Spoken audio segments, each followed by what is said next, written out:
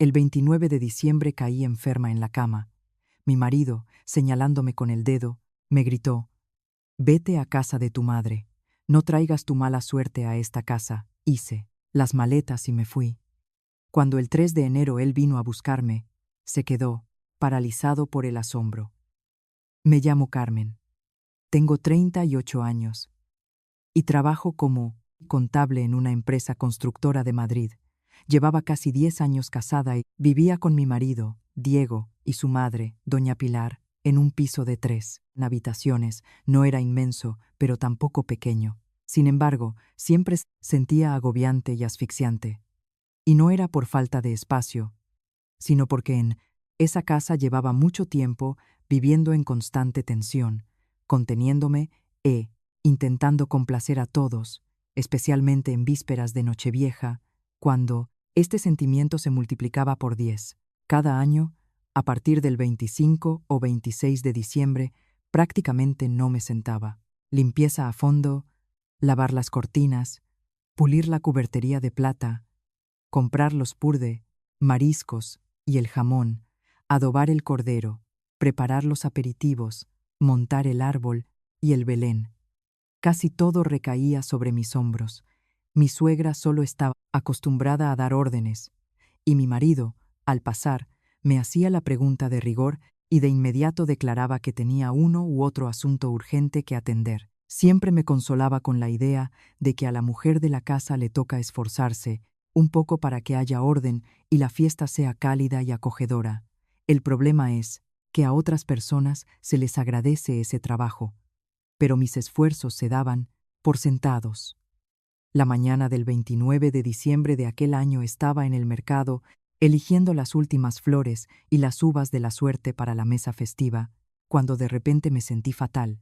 Al principio pensé que era por el viento helado y el cansancio de varios días, sin dormir bien. Pero en cuanto llegué a casa, la cabeza me estallaba, la vista se me nubló y las piernas y los brazos se me volvieron de plomo. A duras penas, llevé la compra a la cocina, puse las flores en un jarrón a toda prisa y fui al dormitorio a tumbarme. Apenas me había dejado caer en la cama cuando me invadió una fiebre abrasadora. El cuerpo me ardía, pero los huesos me dolían por el frío. Tenía los labios resecos y una presión en el pecho, como si me hubieran puesto una losa encima. Diego, al verme tirada, frunció el ceño y me lanzó una única pregunta. Otra: ¿ves? ¿Qué te pasa ahora? Me incorporé a duras penas y le pedí que me llevara al centro de salud porque me costaba respirar. Él chasqueó la lengua. Su rostro se contrajo de disgusto, pero aún así me llevó a urgencias. El médico me tomó la temperatura, me auscultó los pulmones y, negando con la cabeza, dijo que tenía casi 39 de fiebre. Neumonía aguda. Necesitaba reposo absoluto, medicación y nada de trabajo físico. Apenas tuve tiempo de suspirar aliviada al saber que no era un simple resfriado, cuando noté la cara de irritación de Diego, como si no fuera su mujer la que hubiera enfermado, sino que le hubiera caído encima una deuda inesperada justo antes de fin de año. Al volver a casa, apenas pude llegar a la habitación. La cabeza me daba vueltas y me zumbaban los oídos. Desde fuera llegaban los ruidos de la escoba, el tineo de las cacerolas y el volumen alto del televisor. Me subí la manta hasta la barbilla y al cerrar los ojos, escuché con claridad la voz de doña Pilar desde el salón, siempre igual, enfermando en el momento más importante. ¿Qué clase de mala suerte es esta? Todo el año sin nada, y justo el 29 de diciembre se derrumba. Cada una de sus palabras era afilada como una aguja. Atravesaban la puerta y se clavaban directamente en mi pecho. Me quedé tumbada en silencio, con un nudo en silencio, la garganta. Realmente estaba enferma. Me sentía fatal.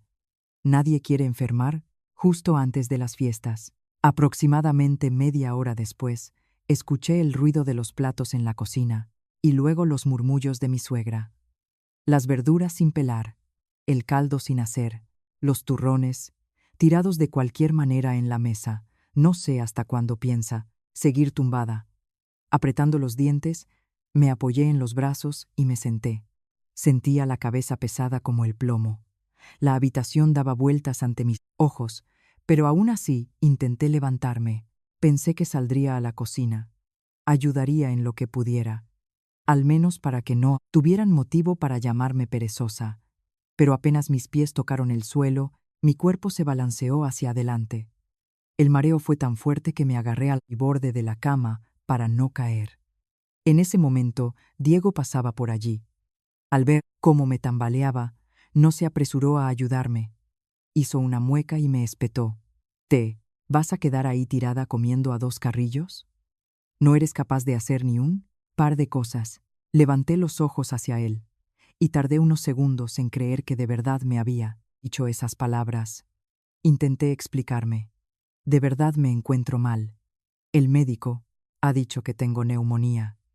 Pero antes de que pudiera terminar, él hizo un gesto de desdén con la mano. Su voz fue cortante. Tenemos la Nochevieja encima y tú aquí tumbada.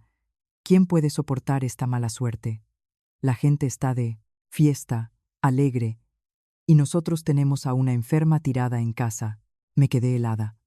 Aquellas palabras no eran simple indiferencia, fueron como una bofetada.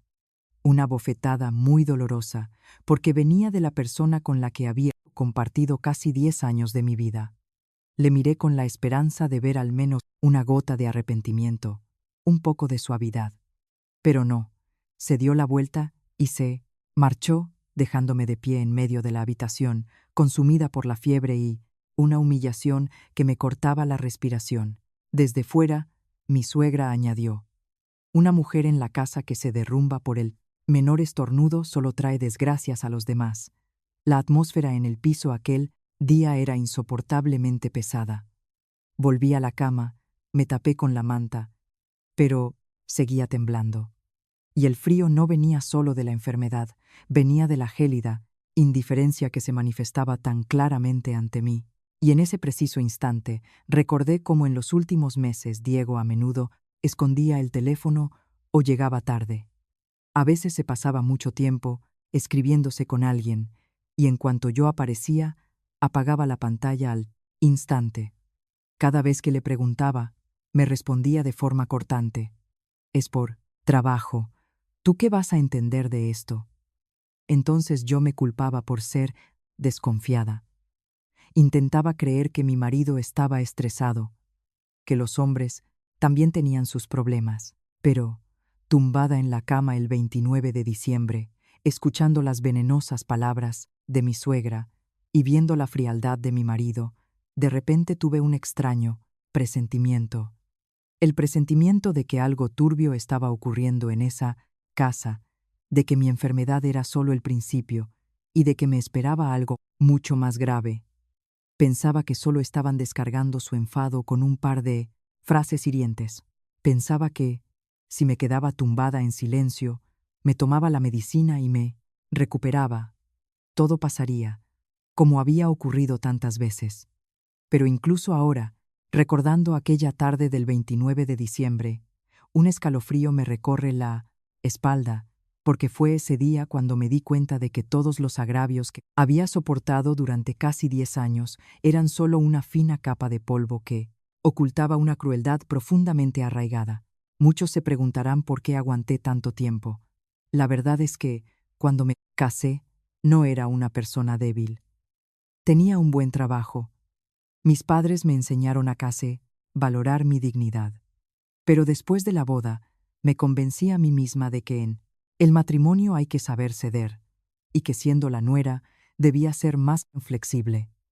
A doña Pilar no le caí bien desde el principio, porque consideraba que mi familia no era lo suficientemente adinerada y que yo no era tan comprensiva como las nueras que ella tenía en mente para su hijo. Pero yo me esforcé, me preocupaba por cada comida, cada pastilla que necesitaba, cada fiesta.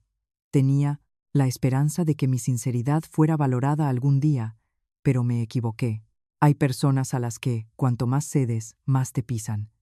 Aquella tarde me quedé dormida por el efecto del antitérmico. Tenía la mente nublada, el cuerpo me ardía. En el salón, El televisor seguía a todo volumen, interrumpido de vez en cuando por el chirrido de una silla, el sonido de pasos y los murmullos ininteligibles de mi suegra.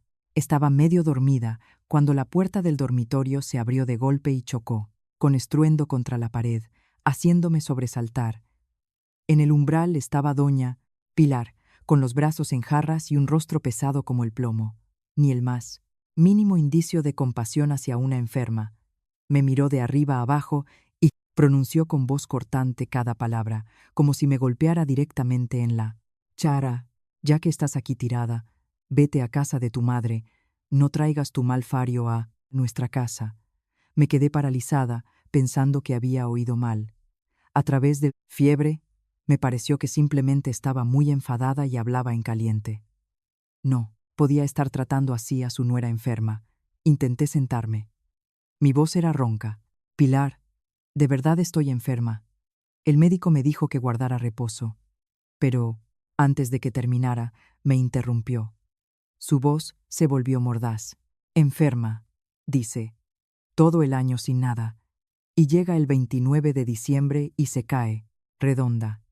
Nosotros aquí limpiando, cocinando, acordándonos de los difuntos. Y tú, aquí tumbada, solo trayendo desgracias a la casa. La miré y se me hizo un nudo en la garganta. Llevaba casi 10 años en esa casa. Ni un solo día había estado sin hacer nada. Nunca había descuidado mis obligaciones en las fiestas. Cuando alguien de la familia enfermaba, yo era la única que cuidaba de todos. En años anteriores, incluso con fiebre, me había levantado para cocinar hasta altas horas de la noche. Y ahora, la única vez que de verdad no podía levantarme, me miraban como a un mal presagio. En ese momento entró Diego. No sé cuánto tiempo llevaba detrás de la puerta, pero su rostro era de hielo y en su mirada no había ni una gota de compasión. Pensé que, al oír a su madre decir cosas tan horribles, defendería a su mujer, aunque fuera con una sola palabra. Pero no. Dio un paso adelante, me señaló con el dedo, y su voz fue tan fría que me recorrió un escalofrío por la espalda. Vete a casa de tu madre. No nos traigas mala suerte para todo el año nuevo. Aquellas palabras fueron como una puñalada en el corazón.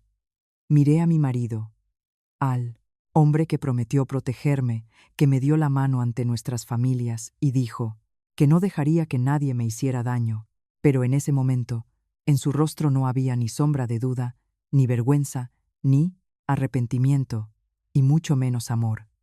Solo había irritación, como si yo fuera un estorbo del que había que deshacerse lo antes posible. ¿Qué has dicho? Estoy enferma, susurré, aferrándome a una última esperanza. Diego no respondió. Hizo un gesto con la cabeza hacia la puerta. ¿Es que no lo entiendes? Vete a tu casa y túmbate allí.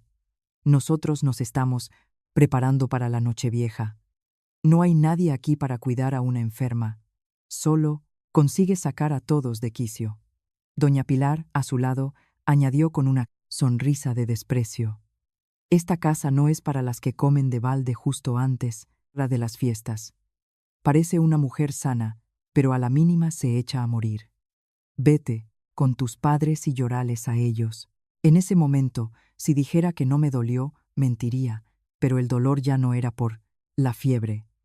Era la sensación de que te arrancan la piel, te echan a la calle y te tratan como a un objeto inútil. De repente comprendí que no estaban simplemente enfadados. Me estaban echando a propósito. Me echaban a toda costa, justo el 29 de diciembre, cuando estaba más débil, vulnerable y herida. Me quedé sentada unos segundos, aturdida. Me escocían los ojos y las lágrimas caían por sí solas, pero no lloré a lágrima viva. Sabía que en ese momento, llorar, suplicar o dar explicaciones era inútil. Frente a mí ya no estaban mi marido y mi suegra, sino dos personas que me miraban a sangre fría como a una carga. Lentamente, aparté la manta y bajé los pies al suelo. La cabeza me seguía dando vueltas, el cuerpo me ardía, pero me obligué a levantarme. Cada paso hacia el armario era pesado, como si tuviera pesas atadas a los tobillos. Abrí el armario, cogí al azar algo de ropa y la metí en una maleta. Me temblaban tanto las manos que no podía doblarla. Un jersey se me cayó al suelo y no tuve fuerzas ni para agacharme a recogerlo. Mientras recogía mis cosas en silencio, nadie me ayudó. Nadie me preguntó si podría caminar, si necesitaba que llamaran a un taxi, si me había tomado la medicina. En la habitación reinaba un silencio solo roto por el chirrido del apurto y cremallera de la maleta y mi propia respiración entrecortada. Cuando saqué la maleta al pasillo, Diego incluso se apartó a un lado, temiendo que le rozara, y entonces soltó una frase que nunca olvidaré. Si te vas, no vuelvas. Me quedé de piedra. La mano que apretaba el asa de la maleta se puso blanca.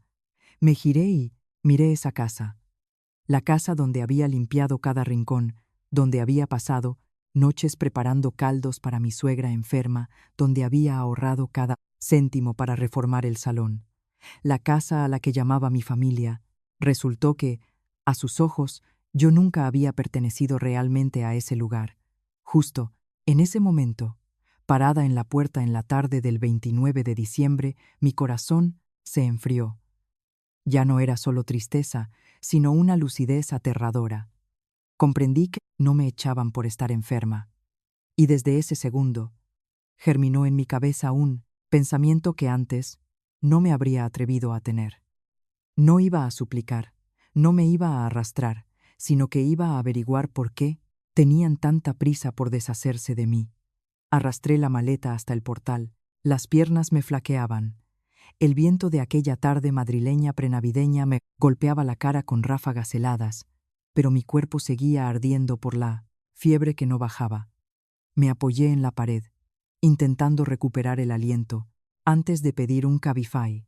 Cuando llegó el coche, tuve que apoyarme en la puerta para poder entrar. El conductor me miró por el espejo retrovisor y, probablemente notando mi cara pálida y mis labios resecos, me preguntó en voz baja: «Señora, ¿quiere que la lleve a urgencias?» Negué con la cabeza. Mi voz era apenas un susurro. «A casa de mi madre». El coche arrancó. Por la ventanilla pasaban las calles, llenas de gente inmersa en el ajetreo festivo. Las tiendas brillaban con las luces. Todos iban con bolsas de El Corte Inglés. En los rostros había a la vez cansancio y anticipación. Y yo estaba allí, sentada, encogida en el asiento trasero, abrazando mi bolso. La cabeza me daba vueltas, alternando entre sudores calientes y escalofríos. No recuerdo cuántos semáforos pasamos, pero recuerdo con claridad la sensación de humillación que me ahogaba. 29 de diciembre. Todos volvían a casa para llegar a tiempo a la cena familiar, y a mí, mi propio marido me había echado como si fuera un trasto viejo. Cuando el coche paró en la casa de mi madre, casi no tenía fuerzas para salir. Apenas logré meter la maleta. En el portal, mi madre salió corriendo de la puerta de su piso. Al verme, se quedó helada. El paño de cocina se le cayó de las manos. «Madre mía, Carmen, ¿qué te ha pasado?» Antes de que pudiera responder, corrió hacia mí y me sostuvo. Probablemente, al ver que ardía en fiebre y temblaba, su rostro empalideció al instante. Solo alcancé a exhalar: «Mamá». Y todo a mi alrededor se volvió oscuro. Cuando abrí los ojos, ya estaba tumbada en mi antigua habitación.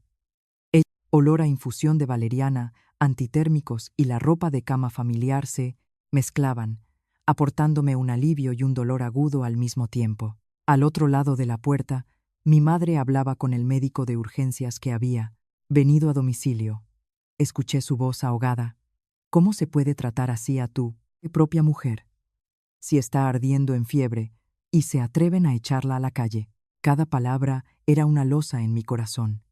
Quería sentarme y decirle a mi madre que no se preocupara, pero me pesaban los párpados. Me picaba la garganta y mi cuerpo estaba agotado. Mi madre me cuidó desde la tarde hasta la noche. Me cambiaba las compresas, me daba caldo, llamó a una enfermera conocida del barrio para que me pusiera suero, porque estaba deshidratada y exhausta. En el delirio, a veces recobraba la conciencia y volvía a caer dormida, viendo la figura de mi madre junto a la cama o escuchando sus suspiros silenciosos. Una vez, entre sueños, sentí como me acariciaba el pelo y decía, como hablando consigo misma, «Mi hija es tan buena, tan decente.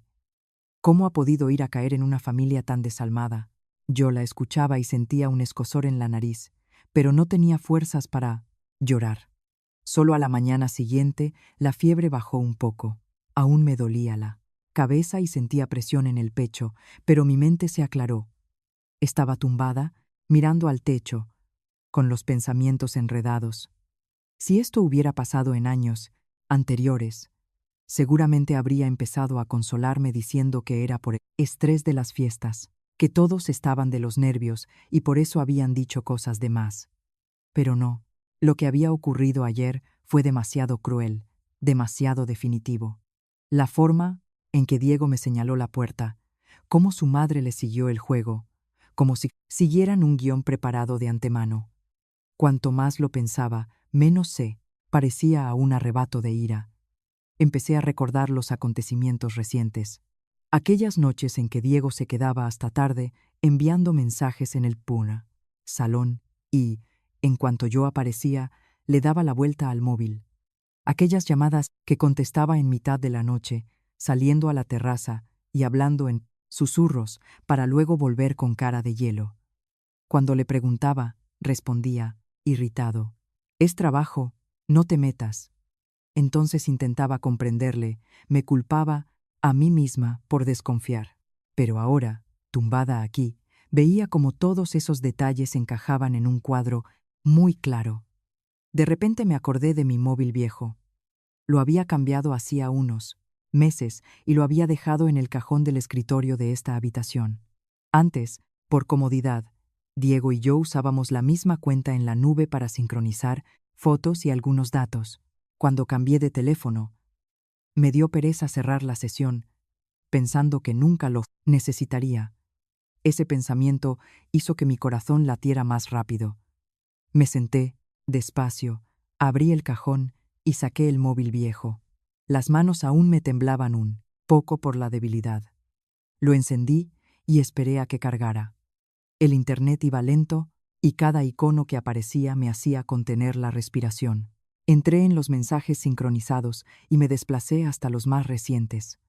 Al principio solo había notificaciones de trabajo y publicidad, pero de repente vi un nombre que no conocía. Elena.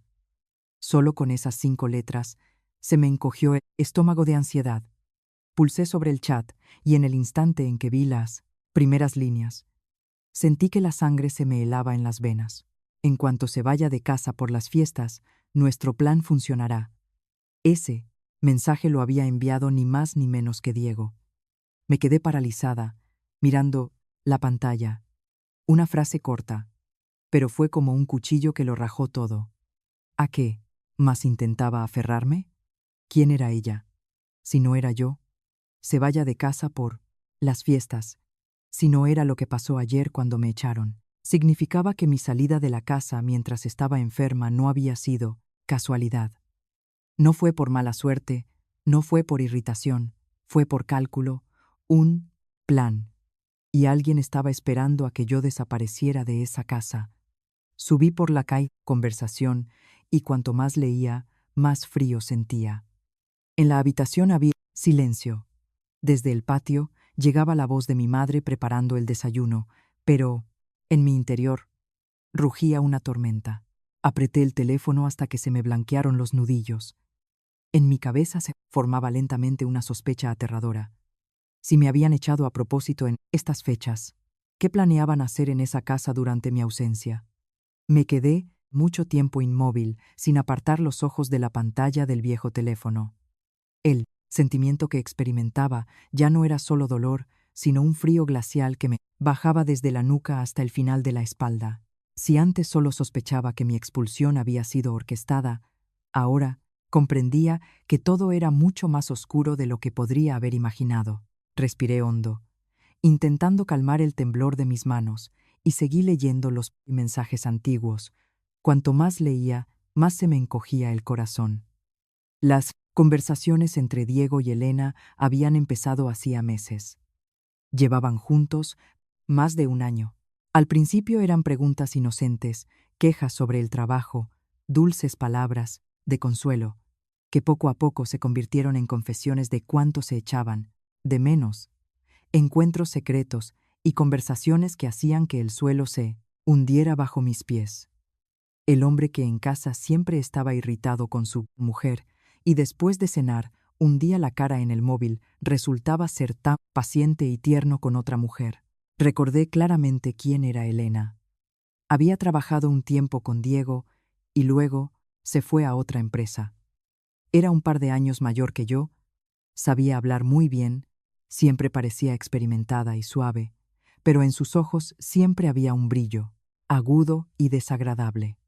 Había coincidido con ella un par de veces en cenas de empresa e incluso la invité a cenar a casa una vez, pensando que era solo una compañera de mi marido.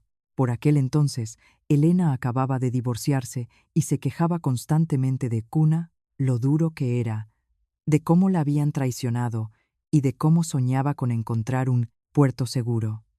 Y ahora, esta misma mujer que se había sentado frente a mí, sonriendo dulcemente y haciéndome cumplidos, estaba tramando con mi marido a mis espaldas. Desplacé la pantalla hasta los mensajes enviados unos días antes. De Nochevieja, mi mirada se detuvo en una frase de Elena. En estas fiestas tenemos que solucionarlo todo definitivamente. Ya no quiero ser la tercera en discordia. Solo con esa frase se me enfriaron las manos. Ya no había nada que adivinar. No, era solo una aventura. Llevaban viéndose el tiempo suficiente para planear un futuro juntos, y el principal obstáculo, el que había que solucionar definitivamente, era yo. Justo debajo de ese mensaje estaba la respuesta de Diego. Leí cada palabra y sentí como si alguien me estuviera cortando el corazón con un cuchillo sin afilar. No te preocupes. En cuanto ella se vaya, todo será nuestro. Esa palabra, todo, resonaba en mi cabeza. Si él simplemente quisiera dejarme por otra, lo habría dicho todo de otra forma. Habría dicho, me casaré contigo o me voy a divorciar. Pero mencionó todo, de forma tan específica, tan práctica, revelando claramente su codicia. Me quedé, aturdida, intentando encajar todas las piezas del rompecabezas. ¿Por qué? ¿Necesitaban echarme justo antes de Nochevieja? ¿Por qué tanta prisa tenía Elena? ¿Por qué Diego hablaba con tanta seguridad? Como si echarme de casa fuera la clave del éxito de su plan. De repente, recordé algo.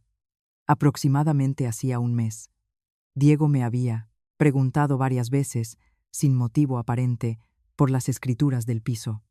Unas veces fingía curiosidad. Oye, ¿dónde tenemos guardadas las escrituras?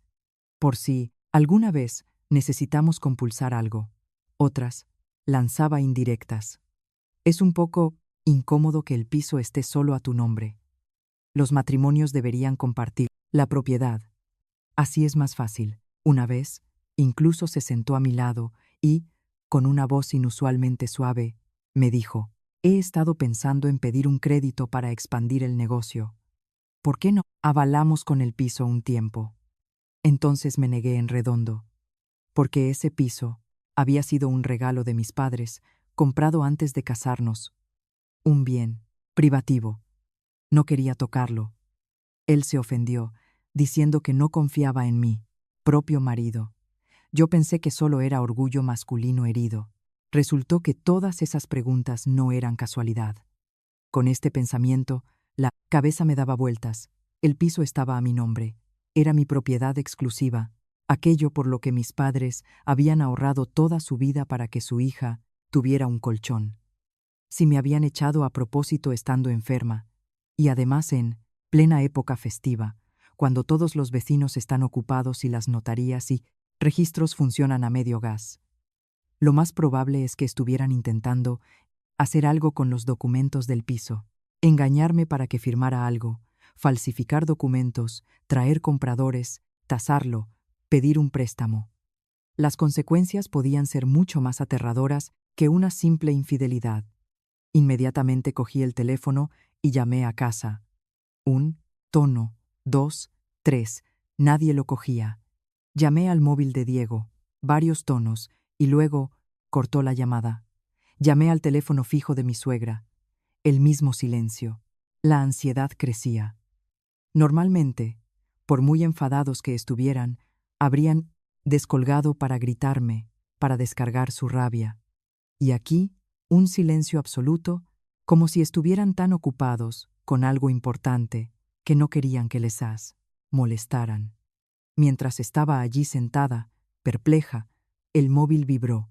Era un mensaje de WhatsApp de Lucía, la vecina que vivía 2 puertas más allá y que siempre me había tratado bien. El mensaje era corto, pero al leerlo sentí que el corazón se me caía a los pies. Carmen, ¿por qué hay tanta gente desconocida hoy en tu casa? Miré la pantalla, con la garganta seca. Inmediatamente llegó el segundo mensaje.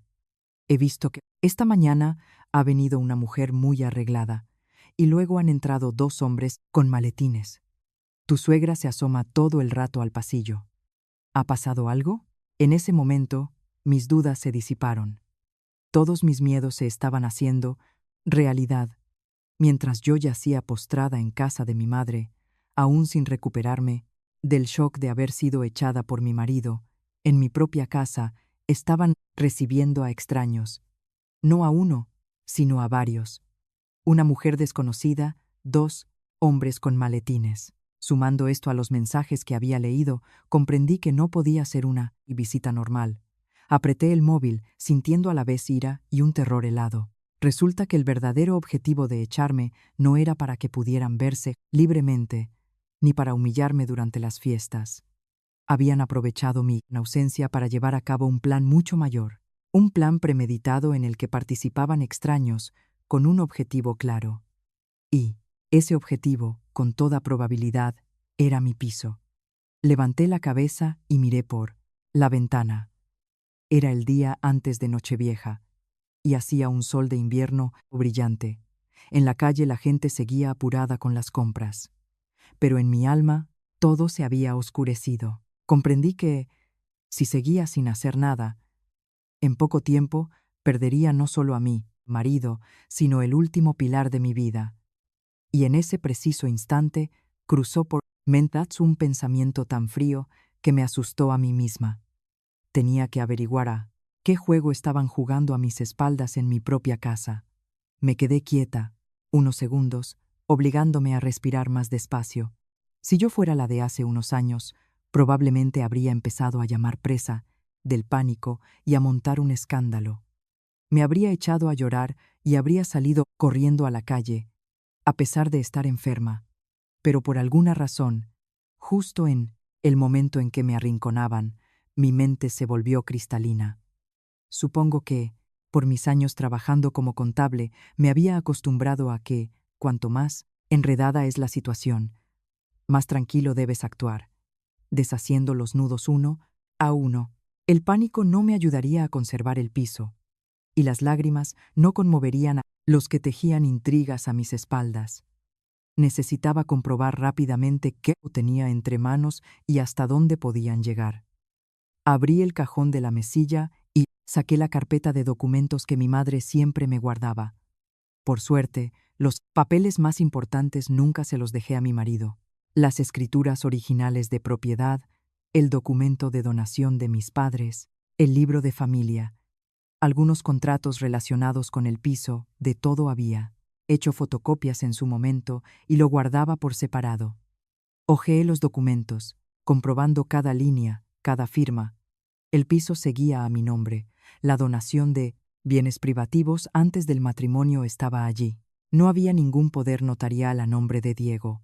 Cuanto más comprobaba, más segura me sentía. Sin mi firma, no podían vender o hipotecar legalmente el piso, pero eso no me tranquilizaba.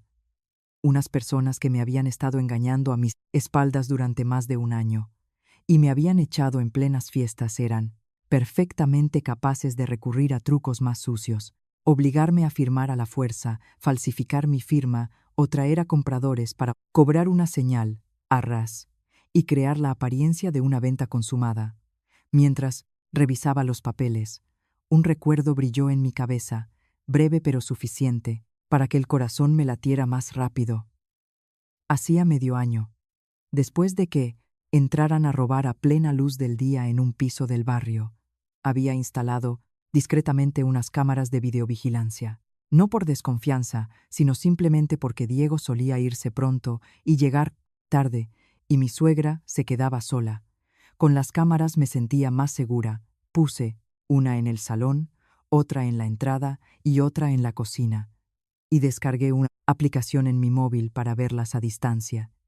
Diego sabía que las cámaras estaban ahí, pero no le interesaba tener acceso. Más tarde, debido a la rutina, rara vez entraba en la aplicación y casi me había olvidado de ellas. Al recordar esto, cogí mi móvil y abrí la aplicación que llevaba meses sin usar. La contraseña estaba guardada. La pantalla empezó a cargar y mi corazón se detuvo a la espera. Me sudaban las palmas de las manos, aunque en la habitación hacía fresco, y entonces aparecieron las imágenes. Primero la cámara de la entrada, luego la del salón. Me pegué a la pantalla, sintiendo como todo mi cuerpo se paralizaba. Justo en el medio de mi salón, sentado en el sofá, estaba Diego, y a su lado no estaba otra que Elena. Ya no parecía modesta ni reservada como en nuestros encuentros. Estaba sentada con las piernas cruzadas, con una copa de vino en la mano y un aire de total indiferencia, como si estuviera en su propia casa. Mi suegra no paraba de dar vueltas por allí, asomándose a la ventana de vez en cuando, como si buscara a alguien. Unos segundos después sonó el timbre. Entró un hombre de mediana edad con camisa y un maletín en la mano. Detrás de él iba otro más joven, bien peinado y con una carpeta. No me hizo falta que me lo presentaran para adivinar que uno de ellos estaba relacionado con el sector inmobiliario. Su forma de andar, de abrir el maletín, de desplegar los papeles sobre la mesa.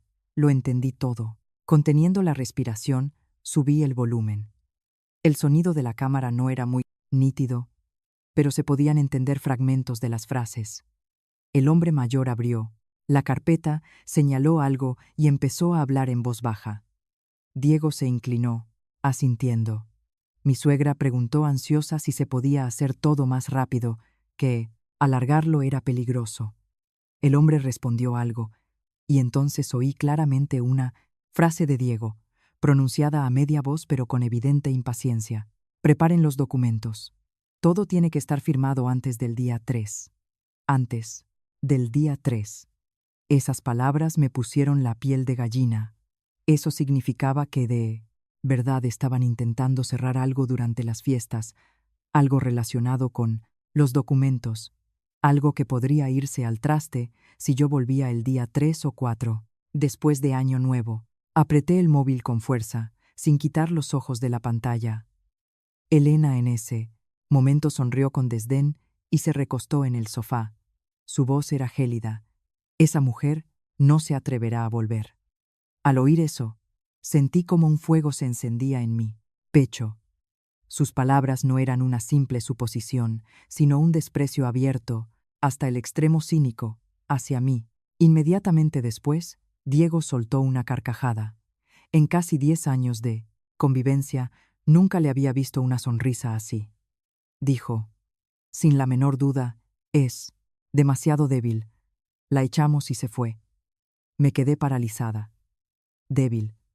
Esas palabras, en boca del hombre por el que había pasado noches en vela cuando él enfermaba, por el que había corrido por toda la ciudad cuando tenía problemas en el trabajo, por el que había soportado casi 10 años de desprecios para mantener la paz en la familia. Resultó que, a sus ojos, yo era solo una mujer débil a la que se podía echar, a la que se podía presionar, y que, por mucho que le doliera, se tragaría sus lágrimas. Por primera vez, en mi vida, no sentí solo una traición, sino un insulto en lo más profundo de mi ser. Si alguien me hubiera visto en ese momento, habría pensado que iba a llorar. Pero no. Me ardían los ojos, me picaba, la nariz, pero no había lágrimas. Algo dentro de mí se rompió, y al mismo tiempo, algo despertó. Miré a esas 3 personas en la pantalla, las verdaderas caras de mi marido, de aquella mujer, de mi suegra, y lentamente cerré la otra mano en un puño, tanto que las uñas me clavaron en la palma. Por primera vez en casi 10 años, no pensé en aguantar. No pensé en retenerle ni en dar explicaciones. Me habían echado en mi momento más duro. Estaban tramando algo con mi piso. Estaban seguros de que yo era débil y que me rendiría. Muy bien. Si creían que yo era una presa fácil, no les iba a dejar salirse con la suya. Dejé el móvil en la cama, y en mis labios apareció una sonrisa fría, desconocida incluso para mí misma. Mi voz sonó ronca por la enfermedad, pero cada palabra salió, sorprendentemente nítida. Si queréis jugar, jugaré con vosotros hasta el final. Esa sonrisa gélida duró un instante, pero fue suficiente para que yo lo entendiera. A partir de ese segundo, ya no era la mujer que llora contra la almohada en una esquina del dormitorio. Me ajusté la manta y me senté apoyándome en el cabecero de la cama. El cuerpo me seguía doliendo, la cabeza me martilleaba, pero mis ojos estaban inusualmente claros. Toda aquella tarde apenas solté el móvil de las manos. Lo conecté a una batería externa. Activé la grabación de pantalla y vigilé la casa por las cámaras minuto a minuto. Desterrada, como una vagabunda, ahora miraba mi propia casa con ojos completamente distintos. Cada sombra, cada conversación en voz baja en el salón, cada vez que mi suegra se asomaba por la ventana, lo grababa todo. Mi madre entró varias veces, vio que no me despegaba del móvil y, preocupada, me decía: «Descansa un poco. El médico ha dicho que no te alteres». Yo solo asentía, para tranquilizarla, pero sabía que, si soltaba el teléfono en ese momento, al día siguiente podría ser demasiado tarde. Dicen que a una mujer arrinconada o la rompes o se vuelve inquebrantable. Aquella Nochevieja me convertí en lo segundo.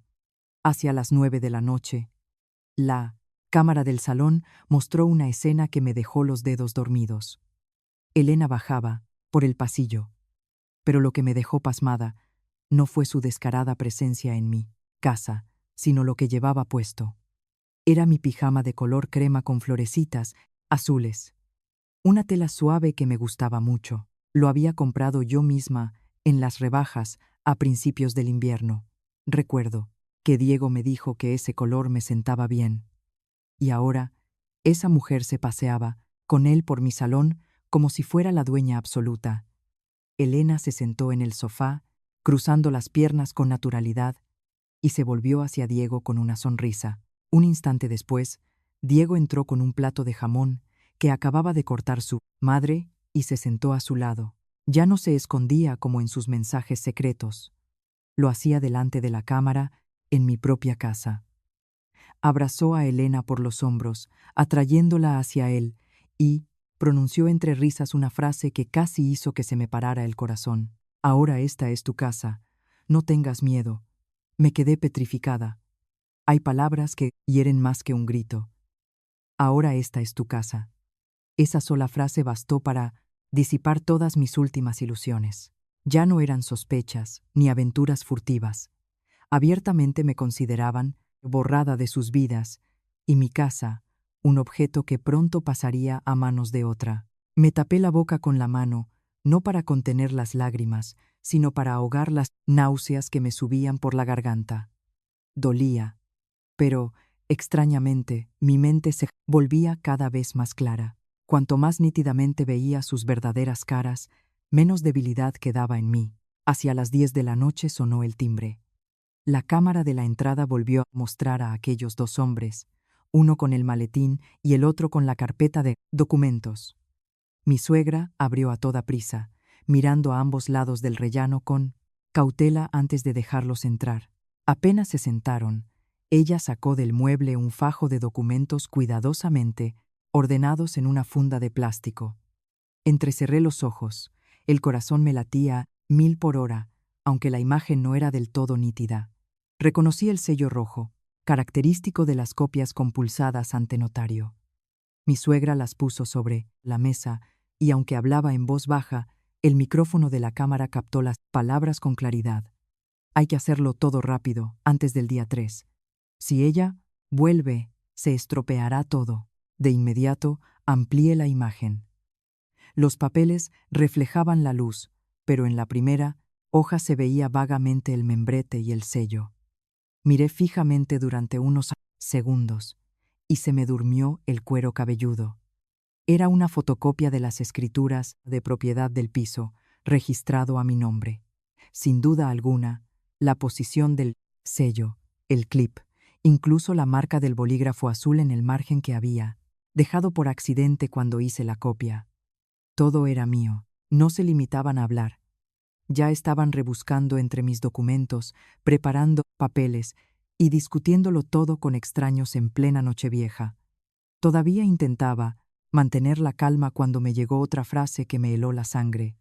Elena, apoyada en el reposabrazos, miró los papeles y dijo en voz baja, pero afilada, como una cuchilla: ¿y si hacemos un poder falso? Lo firmamos y ya está. ¿Quién se va a enterar? Me recorrió un escalofrío. Esas palabras no eran al azar. Eran deliberadas, rápidas, precisas, como si falsificar la firma de otra persona fuera algo de todos los días. Pero lo que más me horrorizó fue la reacción de Diego. No le gritó, no se asustó de cometer un delito. Simplemente negó con la cabeza, esbozó una media sonrisa y contestó: no hace falta, simplemente la obligaremos a firmar después. Así de todas formas, se quedará sin nada. La obligaremos a firmar, así se quedará sin nada. Cerré los ojos por un segundo. Eso significaba que su plan no se limitaba a aprovechar mi ausencia. Habían pensado en el siguiente paso. Cuando volviera, de alguna manera me obligarían a firmar. Quizás mediante presión familiar, quizás con calumnias, amenazas o incluso inventándose algo contra mí. No solo habían destruido mi matrimonio, sino que se estaban preparando para apropiarse de mis bienes de forma premeditada, compinchados y con los roles claramente distribuidos. No podía seguir de brazos cruzados. Al momento empecé a guardar cada fragmento de video, cada audio. Lo copié todo en la memoria del móvil, me lo envié a mi correo personal y por seguridad lo reenvié a una antigua dirección. Después, conecté el móvil al portátil para hacer otra copia de seguridad. Actuaba rápido, casi por instinto, temiendo que las pruebas pudieran desaparecer. La cabeza me daba vueltas por el agotamiento, pero apreté los dientes y llevé la tarea hasta el final. Cuando la última copia se envió con éxito, me recosté en la almohada y solté un profundo suspiro. Afuera ya empezaban a sonar los primeros petardos y fuegos artificiales de Año Nuevo, y yo estaba tumbada en la pequeña habitación de la casa de mi madre, con la vista clavada en el techo. El pecho aún me dolía, pero mi alma se estaba volviendo fría y dura como el acero. Pensaban que yo era débil. Pensaban que, echándome, solo lograría hacerme llorar y que permitiría que hicieran conmigo lo que quisieran. Se equivocaban. Y en aquella noche de Año Nuevo me dije a mí misma, de forma clara, inexorable: creíais que era una cobarde, esta vez haré que os arrepintáis. En aquella Nochevieja apenas dormí. No por la enfermedad, sino porque tenía la mente demasiado lúcida. Cada palabra de la grabación, cada media sonrisa de Elena, cada mirada huidiza de mi suegra, se proyectaban ante mis ojos. Ya estaba amaneciendo. Desde el patio llegaba el ruido de la escoba del barrendero, el chirrido de las puertas de los vecinos y algunas felicitaciones somnolientas de «Feliz año». Había llegado el año nuevo, pero en mi alma no había ni una gota de espíritu festivo. Sabía que, para tomar la iniciativa, no podía seguir tumbada esperando su próximo paso. Debía asestar el primer golpe. La mañana del 1 de enero, tras tomarme la medicina, me senté junto a la ventana para tomar un poco de aire y el móvil vibró. Volví a ver todos los videos guardados. Elegí el fragmento más corto y claro. Aquel en el que Diego abrazaba a Elena en medio de mi salón, decía, con una sonrisa burlona, las palabras que me habían humillado en lo más profundo. Ahora esta es tu casa, no tengas miedo. Recorté el vídeo, dejándolo en menos de 20 segundos. Suficiente para que no pudiera negarlo, y suficiente para que comprendiera que yo sabía mucho más de lo que él pensaba. Pero antes de enviarlo, tenía que hacer otra cosa. Miré la pantalla del teléfono y marqué el número de Diego. Dio muchos tonos. Ya pensaba que no contestaría, pero al último tono descolgó. Su voz sonaba, adormilada, pero tan cortante como siempre. ¿Qué? A propósito, hablé con voz débil, ronca, entrecortada, como alguien que acaba de llorar y está muy cansado. Diego, perdona. Supongo que ayer enfadé a todos. He pensado que ya no volveré. Al otro lado de la línea hubo silencio durante unos segundos, y esa pausa me hizo entender que estaba sorprendido. Probablemente no esperaba que llamara con una voz tan abatida y que lo dijera por mí misma. Pero el silencio no duró mucho. Un instante después, respondió fríamente, sin la menor duda, pues mejor. Al oír eso, ya no sentí el mismo dolor que el día 29. Supongo que el mayor dolor ya lo había superado. Ahora, al escuchar con mis propios oídos cómo mi marido admitía que quería que yo desapareciera, solo sentí frío. El frío de quien descubre la verdadera cara de su interlocutor. No añadí nada más y colgué de inmediato. En cuestión de segundos, abrí el chat de WhatsApp con Diego y le envié ese vídeo tan corto. Sin comentarios, sin explicaciones. Solo el video. Dejé el móvil en la almohada y me quedé mirando la pantalla. 1 segundo, 2. Y no pasaron ni 10 segundos antes de que el móvil empezara a sonar como loco. El nombre de Diego brillaba en la pantalla. Dejé que sonara un par de veces más antes de contestar. Apenas pulsé el botón verde, el grito de Diego me golpeó el oído. No quedaba ni rastro de su tranquilidad anterior. ¿De dónde has sacado esto? Estuve a punto de echarme a reír. Hacía un día, echaba a su mujer con cara de hielo. La noche anterior, abrazaba a su amante en mi casa. Y ahora un corto video le hacía entrar en tal pánico que no podía controlar el tono de su voz. Sonreí con desdén y dije muy despacio, con claridad, ¿de dónde lo he sacado? No importa. Lo importante es que tengo más. Al otro lado, se quedó callado. Casi podía oír su respiración agitada. Luego, su voz se hizo más baja, pero en ese silencio se filtraba el pánico. Carmen, escúchame. Las cosas no son como tú crees. Me reí en voz alta. Fue una risa corta, pero tan fría que yo misma me sorprendí. ¿No son como yo creo? ¿Y cómo son? ¿Os abrazabais en mitad de mi salón para no pasar frío? Diego no tuvo tiempo de contestar. Al otro lado se oyó un forcejeo y otra voz irrumpió en el teléfono, afilada como una navaja.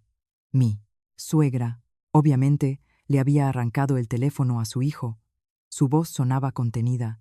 No tenía su mordacidad habitual, sino que era una mezcla de amenaza y súplica. Carmen, no montes un escándalo. Somos familia, todo se puede arreglar por las buenas. Me erguí.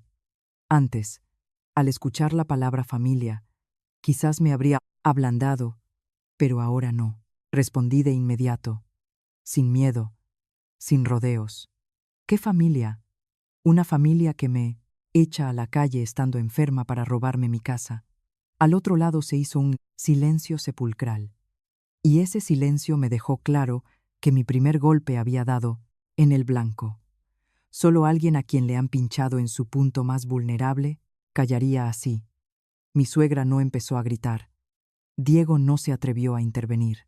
Evidentemente, se habían puesto nerviosos. No esperaban que yo no solo supiera lo de la infidelidad, sino que tuviera pruebas en la mano, y mucho menos esperaban que yo nombrara directamente su plan secreto. Unos segundos después, Diego volvió a coger el teléfono. Esta vez no gritó, sino que adoptó un tono falsamente cariñoso. Carmen, no te calientes, estás enferma.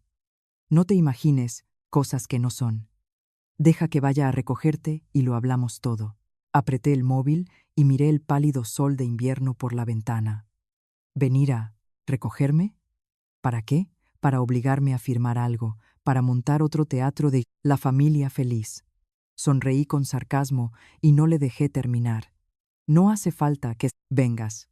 Pero te diré una cosa.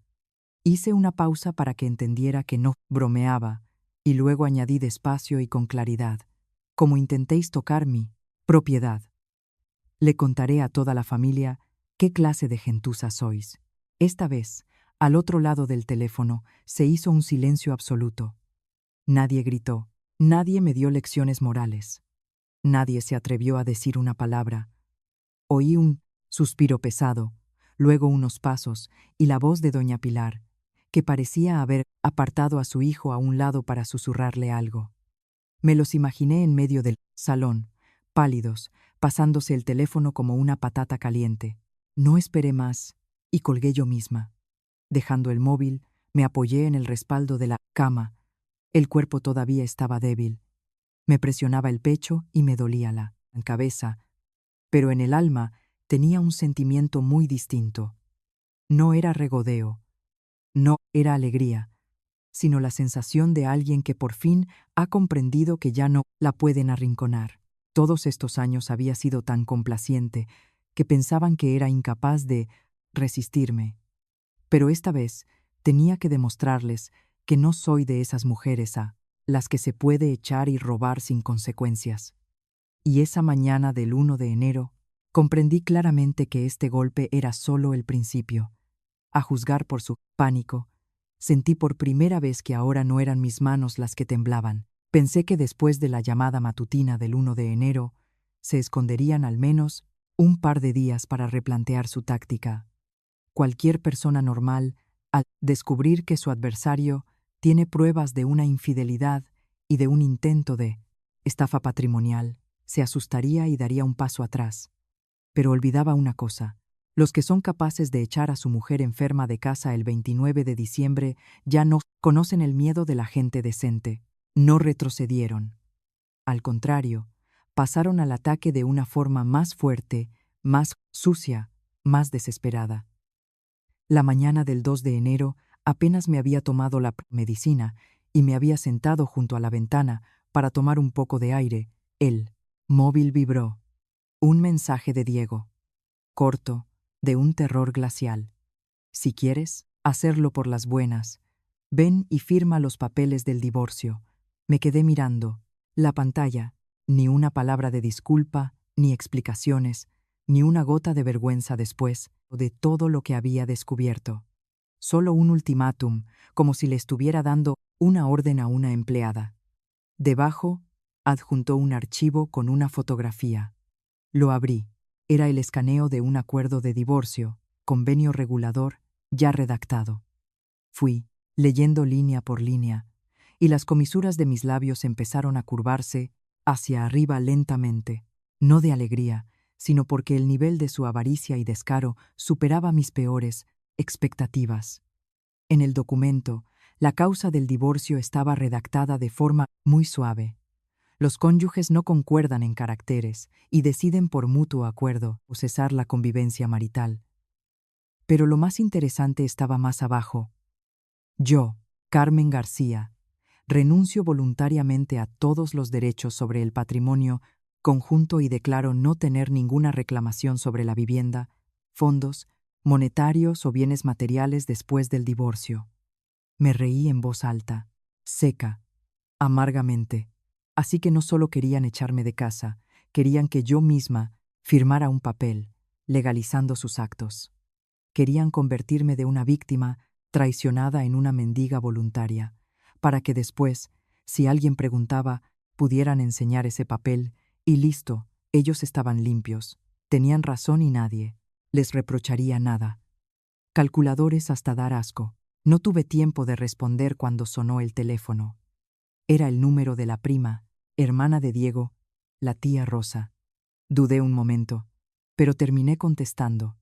Apenas me puse el teléfono en la oreja, oí su voz inquisitiva y sorprendida. Carmen, ¿dicen que has dejado a tu marido y te has fugado con un amante? Me quedé de hielo. Cada una de sus palabras fue como un cubo de basura derramado sobre mi cabeza. Estaba sentada en el borde de la cama, y la mano que sostenía el teléfono se enfrió. Solo un día. Había pasado solo un día desde que se enteraron de que tenía pruebas. Y esta era su respuesta. Ni disculpas, ni negociaciones, sino calumnias. Decidieron ensuciar mi reputación primero, atacar la opinión pública, porque sabían perfectamente que en este mundo hay cosas que duelen tanto como perder dinero, y es la pérdida del honor. Cuando te señalan con el dedo, cuando los familiares susurran a tus espaldas que eres una fresca. Intenté hablar con voz firme. Tía, Rosa, ¿quién le ha dicho eso? Ella bajó la voz, como si contara un terrible secreto. Pues la familia de tu marido, ¿quién si no? Dicen que llevabas tiempo engañándole, que te han pillado y te has escapado, y que ahora encima reclamas el piso y montas escándalos. Cuando me enteré, me quedé de piedra. Decidí llamarte para saber si era verdad. No respondí de inmediato, no porque no supiera qué decir, sino porque intentaba tragarme el nudo atascado en mi garganta. Ese era, pues, su siguiente movimiento. Al ver que no podían asustarme con amenazas, decidieron atacar mi honor, culparme, convertirme en la mujer que abandona a su marido por un amante, para que después dijera lo que dijera. La gente dudara. ¿Quién va a creer a una mujer con fama de adúltera? Después de esa llamada, mi móvil no paró de sonar. Una tía por aquí, un tío por allá, una sobrina de parte de mi marido, todos me mandaban mensajes con indirectas. Alguien preguntaba, ¿qué pasa con ese jaleo, hija? Otro suspiraba, a la mujer la adorna la decencia. Y otros me escribían sin tapujos, sea como sea, eres la nuera. Si tienes la culpa, ve y pide perdón para que haya paz en la familia. Miraba ese flujo de mensajes, y todo en mi interior se volvía frío. Los rumores se habían extendido muy rápido, y era evidente que no podrían haber corrido tanto sin la ayuda activa de alguien. Comprendí su objetivo al instante. Querían cortarme las vías de escape. Querían que sintiera tanta vergüenza que me encerrara en mí misma, que me sintiera indefensa. Cuando a una mujer le tiran fango durante suficiente tiempo, o se vuelve loca, o se cansa tanto que está dispuesta a firmar lo que sea con tal de que la dejen en paz. Apostaban por lo segundo, que tendría más miedo a los chismes de la gente que a quedarme sin nada, que cedería con tal de salvar los restos de mi reputación. Volvieron a equivocarse. Hacia el mediodía llamó mi suegra. Apenas descolgué, oí sus conocidos sollozos, fingidos. Empezó con voz temblorosa, y si yo no conociera su verdadera cara, habría pensado que le daba muchísima pena su nuera. Carmencita, ¿pero cómo has podido hacer esto? ¿Cómo vamos a mirar a la familia a los ojos? Desde esta mañana tengo el teléfono que echa humo. Ya soy mayor. No me avergüences así. La escuché en silencio hasta el final. Escuché cada sollozo falso, cada palabra sobre la moral que utilizaba como escudo. Era una maestra en su arte. Soltaba rumores para ensuciarme. Y de inmediato se hacía la víctima a la que la nuera había deshonrado. Antes, al escuchar esa voz, probablemente me habría ablandado, pero ahora solo me daba risa. La interrumpí sin dejarla terminar el teatro. Mi voz era tan fría que yo misma no la reconocí. Siga con su función, doña Pilar. Al otro lado del teléfono se quedó callada. Evidentemente no esperaba una respuesta tan directa. Continué, despacio y con claridad. Actúa usted muy bien. Actuó cuando me echó de casa. Actuó cuando inventó el rumor de que me había fugado con un amante. Y ahora actúa como si fuera la víctima. Siga, siga. Pronto le daré la oportunidad de actuar ante un centenar de espectadores. Colgué nada más terminar de hablar. El teléfono enmudeció. En la habitación reinó un silencio que solo rompía el suave zumbido del radiador y los latidos de mi corazón. Por la ventana, la gente seguía visitándose por Año Nuevo, felicitándose, riendo. Y yo estaba sentada comprendiendo todo con más claridad que nunca. No pararían si yo cedía. Para ellos, cuanto más callada estuviera, más fácil sería presionarme. Su último golpe había sido realmente sucio, pero también me había ayudado a ver la verdadera cara de toda su familia. Ninguno me había dejado la más mínima oportunidad para una salida digna, y aquel mediodía del 2 de enero me di cuenta de que esto ya no era una disputa familiar, no era un conflicto entre suegra y nuera, era un acoso premeditado. Y ya que querían pisotearme en el barro para obligarme a firmar esos papeles, yo tenía que erguirme, no solo para conservar mi piso, sino para defender mi honor. Después de la conversación con mi suegra, me quedé mucho tiempo sentada en el borde de la cama, mirando el pálido sol de invierno y pensando febrilmente. Habían decidido ensuciar mi nombre ante toda la familia. Eso significaba que ya no tenían miedo de perder la cara. Y cuando la gente llega a ese punto, ya no sé, les puede detener con un par de videos o amenazas telefónicas. Si seguía dando pequeños pinchazos, solo les daría tiempo para inventar excusas, darle la vuelta a la historia y volver a arrinconarme. Para acabar con esto, tenía que jugar fuerte, de manera que, cuando mostrara mis cartas, no les quedara ni una sola posibilidad de justificarse. En cuanto esta idea tomó forma en mi cabeza, supe lo que tenía que hacer. No, llevarlos a una cafetería para una conversación privada, no discutir por teléfono, sino asestar el golpe directamente frente a toda la familia, en el mismo lugar donde habían intentado culparme. Habían utilizado el rumor como arma, y yo haría que ese mismo rumor se volviera contra ellos. ¿Y qué mejor momento que el 3 de enero, cuando la casa estuviera llena de invitados a las puertas del Día de Reyes, y cada palabra resonara por toda la familia y los vecinos? No podía haber mejor ocasión. Cogí el móvil y le escribí a Diego un único y breve mensaje. De acuerdo. El día 3 iré y lo firmaré todo, para acabar con esto. No pasó ni un minuto antes de que respondiera. Tan rápido que me di cuenta de que estaba esperando esas palabras. En la pantalla apareció un texto frío y corto, como él mismo. Ya era hora, menos tendrías que haber sufrido. Miré esas palabras y solo sonreí con amargura. Se lo había creído. Creía que me había cansado, que me había quebrado bajo la presión de la familia. Creía que, con presionar un poco más, firmaría dócilmente el papel que me dejaría en la calle. Y cuanto más se lo creía, más apretaba la soga alrededor de su propio cuello. Pero para jugar esta partida, mi propia rabia no era suficiente. Necesitaba hechos, necesitaba a alguien que conociera las leyes, necesitaba algo que les hiciera callar la boca. Abrí los contactos y busqué el número de Alejandro Méndez, el abogado de mi antigua empresa. Antes, cuando teníamos que resolver contratos conflictivos, había trabajado un par de veces con él y sabía que era un hombre de fiar y de pocas palabras. Le llamé y le expliqué brevemente el fondo del asunto. Al otro lado de la línea, guardó silencio un momento y luego me preguntó con detalle por el piso, la donación, los mensajes y los vídeos que tenía. Respondí a cada pregunta sin emociones, sin exageraciones. Después de escucharme, don Alejandro dijo, despacio: si todo es como dices, esto ya no es una simple infidelidad. Aquí hay indicios de delito de estafa con el fin de apropiarse de un bien inmueble y, posiblemente, falsedad documental. Mantén la calma. Imprime todas las pruebas, capturas de los vídeos, mensajes, transcribe los audios, haz varias copias. Mañana, si hace falta, te prepararé un burofax o un paquete de documentos para emprender acciones legales.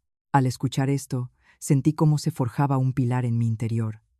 Durante todo este tiempo habían querido presentarme como una histérica que solo tenía palabras, Pero ahora no. Tenía pruebas. Tenía a un abogado. Y lo más importante, tenía suficiente sangre fría para no actuar por impulso. La tarde del 2 de enero, mientras mi madre estaba en la cocina, me senté en mi viejo escritorio, encendí el portátil y conecté el teléfono para transferir todos los datos. Cada fragmento de video de las cámaras, cada chat de Diego y Elena, cada archivo de audio donde discutían sobre los documentos. Nombré todo y lo clasifiqué, fecha y hora. Por seguridad, hice capturas de pantalla de cada fotograma donde se veían sus caras, de cada mensaje. Llevaba mucho tiempo sin usar la impresora de casa, pero aquel día la encendí y empecé a imprimir. El monótono zumbido en medio del silencio del atardecer sonaba seco y resuelto, igual que mi corazón. Hoja tras hoja, blanco sobre negro. Ya no eran mis palabras, ni sus negaciones o sus excusas. Todo estaba en papel. Al terminar, llamé a otra persona, no un abogado, pero no menos importante. Era el tío Arturo, primo hermano del padre de mi marido. Un hombre muy respetado en su familia, conocido por su franqueza. No le gustaba meterse en los asuntos de los demás, pero si veía una injusticia, hablaba con dureza, sin importar a quién se dirigiera. Aunque no teníamos mucha cercanía, siempre me había tratado con respeto, a diferencia de muchos otros parientes de mi marido. Sabía que, si mañana alguien podía obligar a toda esa familia a escucharme, era solo él.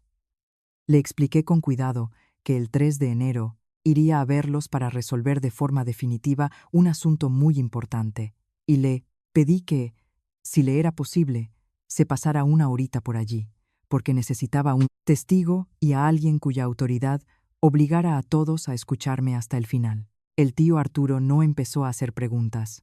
Se quedó callado unos segundos.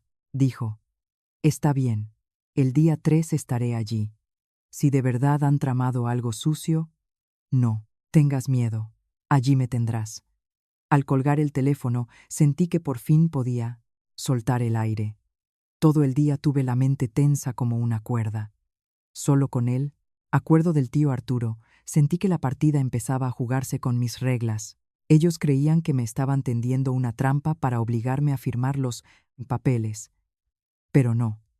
Era yo quien los estaba atrayendo a una trampa en el momento de mayor afluencia, cuando más fácil es arrancarles las máscaras y cuando ya no hay marcha atrás de lo dicho. La noche del 2 de enero apenas pegué ojo. No por la debilidad ni por la fiebre, sino porque tenía que revisarlo todo. Volví a mirar los archivos una y otra vez, ordené los papeles, tomé notas en un cuaderno. Mi madre me trajo un vaso de leche caliente. Al ver que seguía sentada, en el escritorio, se quedó en la puerta y preguntó en voz baja: «¿Estás segura? Habrá mucha gente, y si se ponen hechos una furia». Levanté la vista hacia ella. Por primera vez en estos días, mi voz sonó muy tranquila. «Estoy segura. Esta vez no voy a perder». Mi madre no dijo nada. Solo se acercó y me tocó suavemente el hombro. Ese gesto no era para intentar disuadirme, sino un apoyo silencioso. Sabía que me habían arrinconado y entendía que, si mañana no le ponía un punto y final, esa familia me pisotearía el resto de mi vida. De madrugada, abrí el armario y saqué el conjunto de ropa más presentable que había agarrado de mi casa cuando me echaron.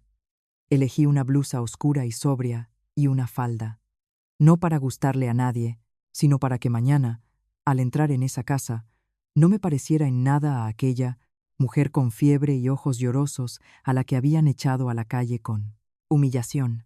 Me peiné, guardé la carpeta con los documentos y el móvil en el bolso, y me quedé mirando un buen rato al espejo. En el reflejo ya no estaba aquella mujer, pálida y temblorosa, que expulsaron el 29 de diciembre. Seguía siendo la misma, pero había dejado de compadecerme a mí misma. Mi madre estaba en el umbral, con los ojos enrojecidos, pero no dijo ni una palabra para detenerme. Solo me puso una botellita de agua en la mano y me pidió en un susurro: «Si pasa algo, llámame enseguida». Asentí, le apreté la mano y salí. En las calles de Madrid, aquel 3 de enero, todavía se respiraba el ambiente festivo de vísperas de Reyes, pero el ajetreo de los primeros días ya había disminuido. La gente iba de visita, a comer, a pasear, y yo iba sentada en el taxi con una calma gélida en el alma. Cuanto más me acercaba a la casa de mi marido, más regular latía mi corazón. Cuando sabes lo que tienes que hacer, el miedo desaparece. En cuanto el taxi paró frente al portal, vi varios coches aparcados en la calle. Como había supuesto, hoy la casa estaría llena. Pagué, salí, cuadré los hombros y entré. Apenas abrí la puerta de la vivienda, me golpeó una mezcla de olores a incienso del Belén, a roscón de Reyes y a comida de fiesta. En el salón, parientes estaban sentados tomando café y hablando relajadamente. Las risas y las charlas cesaron en el preciso instante en que me vieron. No bajé la mirada, no me hice la víctima. Entré como si aquella casa nunca hubiera dejado de ser mía. Y, por supuesto, en medio del salón, en la mesa, cama grande, ya estaba sentado Diego. Delante de él había un montón de papeles, perfectamente alineados. A su lado, Elena, arreglada y maquillada, sentada con aire de ser la dueña y señora. Y detrás del hijo, con los brazos cruzados, estaba mi suegra, mirándome con unos ojos fríos y escrutadores. Al verme, Diego señaló con la cabeza a la silla vacía de enfrente y soltó como una orden. «Siéntate». Dejé el bolso y me senté despacio. No me saludó. No me preguntó cómo seguía de salud, no pronunció ni una palabra amable. Simplemente cogió el taco de papeles y, con un movimiento brusco, los empujó hacia mí. Los folios se deslizaron por la mesa y se detuvieron justo delante de mí. Entonces, dijo, corto y gélido, firma y se acabó. Miré los papeles, pero no los toqué. Un solo vistazo bastó para comprobar que era el mismo acuerdo de divorcio y los otros documentos que habían preparado. Elena estaba callada, pero las comisuras de sus labios se torcieron en una sonrisa triunfal. Me miró de arriba abajo y en sus ojos se podía leer: «Ves, al final has tenido que rendirte». Y mi suegra, viendo que yo no tenía prisa, dijo desde arriba con su voz venenosa: «Ya era hora». Unos días de escándalos y se acabó el cuento. Todo el salón se quedó en silencio. Los parientes, aunque seguían en sus sitios, contenían la respiración. Sabía lo que estaban esperando, ver cómo reaccionaba la nuera, la acusada de infidelidad, tachada de escandalosa, y que hoy regresaba. Iba a suplicar, a llorar, o firmaría todo sumisamente. Pasé a la primera página, eché un vistazo a las líneas y la dejé donde estaba. Ni firmé, ni me enfadé. Simplement levanté la vista, miré directamente a Diego Y. Pregunté con muchísima calma: «¿Y qué vais a hacer después, cuando yo firme?» Diego frunció el ceño al instante. Estaba claro que no le gustaba que le hiciera preguntas como si la iniciativa fuera mía. Se echó hacia atrás en la silla y espetó: «Ese es asunto mío, a ti no te importa». Me quedé mirándole unos segundos. Ese rostro, esos ojos, esa voz, los conocía tan bien que podría imaginarlos con los ojos cerrados. Pero hoy, frente a mí, no, estaba el marido en el que alguna vez había confiado, sino un hombre codicioso, impaciente, que se enfadaba porque la presa que ya casi tenía en las manos se le escapaba en el último momento. No le dije nada más. Abrí lentamente el bolso y saqué el móvil. Mis movimientos fueron tan pausados que todos alrededor se quedaron paralizados de desconcierto. Elena me miró, frunciendo ligeramente el ceño. Mi suegra enseguida alzó la voz: «¿Qué tramas ahora?» No respondí. Abrí la carpeta que había preparado, giré la pantalla hacia todos y puse el volumen al máximo. Un segundo después, en medio de aquel silencio sepulcral, resonó la voz del video. En la pantalla aparecía nuestro salón en la noche de Año Nuevo. Diego estaba sentado en el sofá abrazando a Elena, y su voz, que yo había escuchado innumerables veces en los últimos 2 días, sonó clara. «Ahora esta es tu casa. No tengas miedo». Nadie movió un músculo. Puse el segundo fragmento. Esta vez era mi suegra desplegando los documentos en la mesa. Su voz impaciente: hay que hacerlo todo rápido, antes del día 3. Si ella vuelve, se estropeará todo. Luego la voz de Elena: ¿y si hacemos un poder falso? Y justo después, la voz helada de Diego: no hace falta, simplemente la obligaremos a firmar después. Así de todas formas se quedará sin nada. Cada palabra resonó en el salón, lleno de gente, como una bofetada en las caras de los que estaban sentados en la mesa. Las tías y los tíos se miraban atónitos. Uno, al ir a coger su taza de café, se quedó con la mano en el aire. Otra abrió la boca y la cerró enseguida, sin apartar los ojos de mi teléfono, sin dar crédito a sus oídos. Se hizo tanto silencio en la sala que se podía oír el zumbido de la nevera en la cocina. El rostro de Diego se quedó blanco como la pared.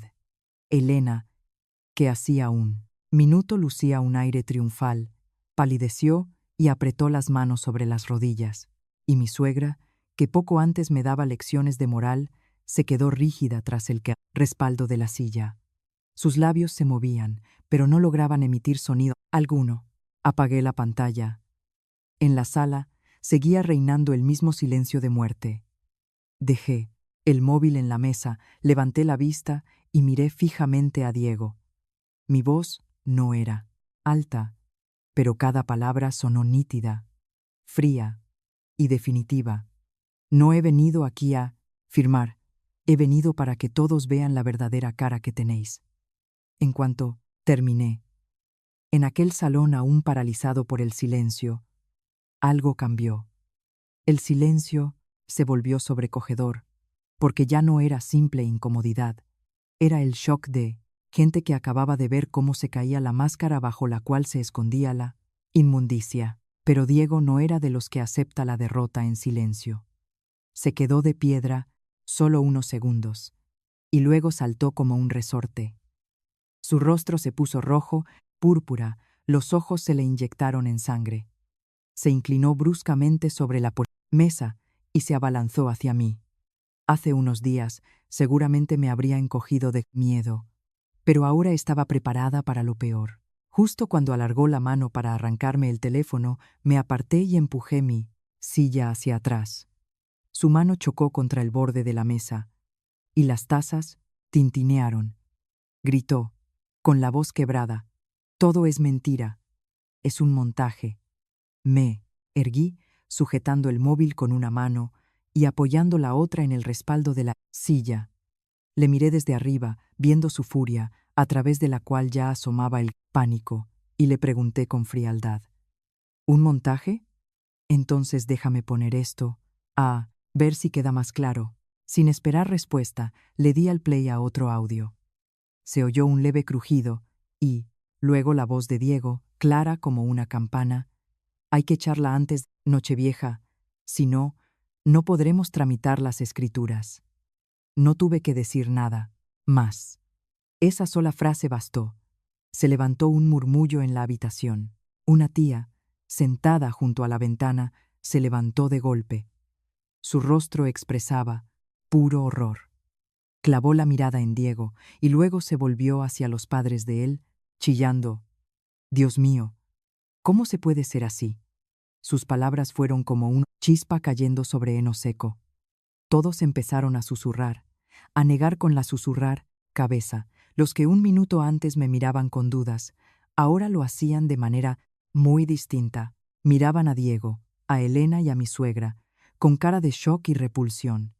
Mi suegra comprendió lo rápido que había cambiado la situación. Ya no podía mantener su arrogancia. En un instante, su voz cambió, dejó de ser mordaz y venenosa para adoptar ese tono falsamente cariñoso que yo conocía tan bien, el que oía siempre que intentaba ocultar algo. Dio un paso al frente y, tratando de fingir suavidad en el rostro, dijo: Carmencita, hablemos a solas, no ventilemos los trapos sucios delante de todos. Me entró la risa.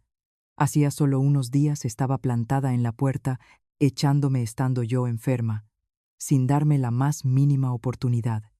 Y ahora, delante de los familiares, se escudaba pidiendo una charla privada. La miré directamente a los ojos, sin levantar la voz, pero de manera que todos me oyeran. Cuando me echaste a la calle, ¿hablaste conmigo a solas? Se quedó, callada. Su rostro, que un segundo antes intentaba parecer afable, se contrajo. Pero Elena era distinta. Ella no llevaba esa careta de falsa virtud como Mita, suegra. Al verse arrinconada, perdió los papeles. Dio un salto, me señaló con el dedo, y con el rostro deformado por la rabia y la humillación, casi gritó: «Sí, no sirves para nada. ¿Para qué quieres ese piso?». De nuevo el silencio se adueñó de la sala. Parecía que nadie esperaba que la que había estado jugando el papel de la pobre enamorada mostrara su verdadera y descarada cara ante toda la familia. Yo la miré, con su pintalabios emborronado y la furia que le desencajaba las facciones, y me limité a sonreír con sorna. «Sí, no sirvo para nada, pero el piso es mío». Al decir eso, dejé de mirarla. A personas como ella, que solo se aferran a los hombres y al dinero, no hay que demostrarles que sus palabras te hieren. Me agaché, abrí el bolso y saqué la carpeta de documentos que había preparado la noche anterior. Impresiones, fotocopias compulsadas, capturas de pantalla. Puse todo eso sobre la mesa. El golpe del papel contra la madera sonó seco y definitivo, como el primer punto final de su teatro. Empujé la carpeta hacia adelante, miré a Diego a los ojos y dije con voz calmada, pero de hielo: «Y estos son los documentos que he traído. Si hoy esto no es suficiente, los llevaré directamente a la comisaría de la Policía Nacional». Esta vez no solo palideció Diego. Mi suegra se tambaleó y se agarró al respaldo de la silla, y Elena dio medio paso atrás. Sus ojos buscaron asustados a Diego, como esperando que él hiciera algo para salvar la situación. Pero él ya no tenía su actitud desafiante. Se quedó clavado en el sitio. Las venas del cuello se le hincharon, pero tenía la boca bien encerrada. Sabía en qué estaba pensando.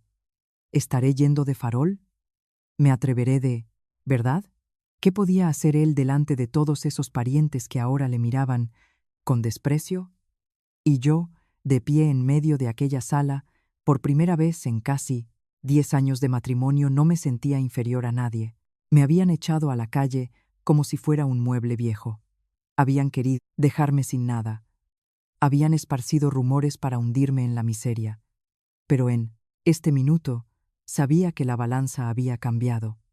Ya no estaban por encima de mí, y esto era solo el comienzo de la caída que ellos mismos se habían buscado. Nada más terminar mi frase, se oyó el sonido de un coche frenando en la calle, no muy fuerte, pero en el tenso silencio de aquel salón, hizo que todos dieran un respingo y se volvieran. Luego crujió la puerta del portal. Se oyeron pasos firmes por las escaleras y apareció una figura familiar. Era el tío Arturo. Llevaba una camisa gris y una chaqueta ligera. No era muy apto, pero su presencia cambió la atmósfera de la sala de inmediato. En aquella familia, el tío Arturo no era ruidoso ni cotilla, pero cuando hablaba, todos escuchaban. Hacía tiempo, cuando el padre de mi marido empezaba con su negocio, fue el tío Arturo quien le ayudó a resolver un montón de problemas. Por eso, en cuanto entró, hasta las tías que susurraban se callaron. No se anduvo con rodeos. Entró directamente al centro del salón, miró a todos, deteniéndose en mí, luego en Diego y por último en los papeles de la mesa. A continuación pronunció, con su voz grave y clara: «¿Quién es el dueño de esta casa?».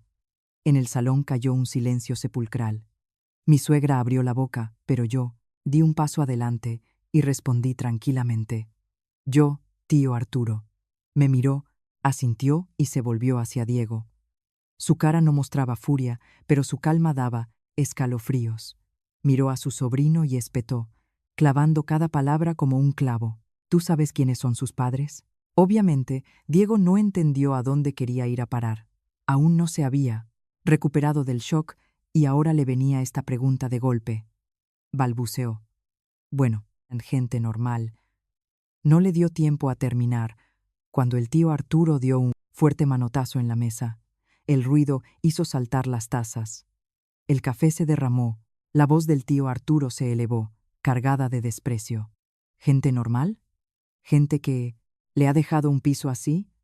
¿Te parecen normales? Un murmullo recorrió la sala. Las tías se miraban, fijándose unas veces en mí y otras en Diego. Evidentemente, muchas de ellas siempre habían considerado que mi familia eran unos simples, no oficinistas. La familia de mi marido siempre usaba eso para mirar a los míos por encima del hombro, insinuando que yo había tenido suerte de casarme con su hijo. Por eso la pregunta del tío Arturo fue como una piedra tirada a un charco en Cauma.